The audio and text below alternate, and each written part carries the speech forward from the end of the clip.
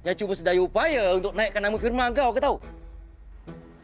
Dan kes tu umpan untuk naikkan lagi nama kau untuk dapatkan job lebih besar.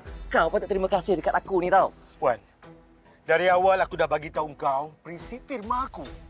We help the needy. We not selling our soul to the devil. Puan, kalau kau perlukan sangat duit, Puan, kau cakap dengan aku. Tapi bukan macam ni caranya. Kau kena terima hakikat yang dunia ni bukan untuk prinsip idealistik macam kau.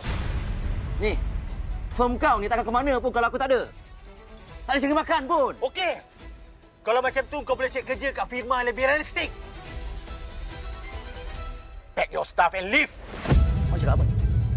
Kau nak buang aku kerja? Kau nak pukul aku, Wan? Pukullah! Pukul!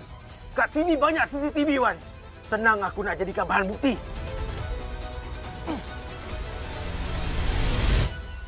Betul lah orang cakap. Kau ni memang naturally panas baran. Victim-minded. Tak ada satu pun salah orang. Semua salah kau, Wan. Hana memang buat keputusan yang betul. Berpisah dengan kau.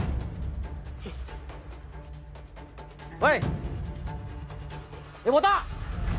Allah akan balaslah orang tak bersyukur macam kau.